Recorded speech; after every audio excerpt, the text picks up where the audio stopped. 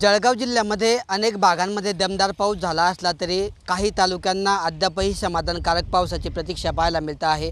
आपण आता जळगावच्या एरंडोलमध्ये आहोत आणि एरंडोल येथील जे अंजनी धरण आहे हे धरण अद्यापही या ठिकाणी कोरडं ढाक असल्याचं पाहायला मिळत आहे।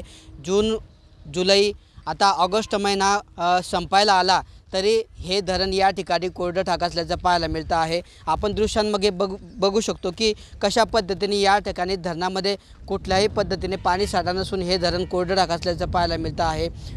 ऑगस्ट महिना संपायला आला तरी या धरणामध्ये केवळ 26% एवढाच पाणी साठा हा शिल्लक असल्याचं पाहायला मिळत आहे। ह्या धरणाचं जर महत्त्व आपण ओळखलं तर या धरणगाव असेल, एरंडोल असेल, कासोदा असेल, अशा वेगवेगळ्या तालुक्यांमधले गावांमधले तब्बल 30 ते 40 गावं हे या धरणावर पाण्यासाठी अवलंबून असतात आणि या संपूर्ण गावांना याच धरणाच्या माध्यमातून हा पाणी पुरवठा केला जात असतो।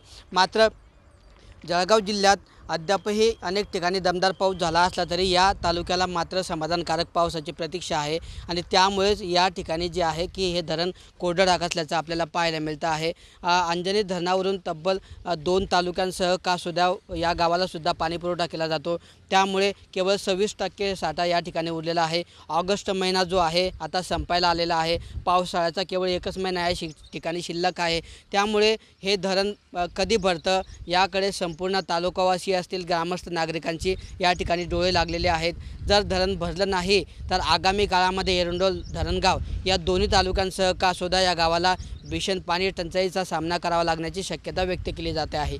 किशोर पाटील, TV9 मराठी, जळगाव।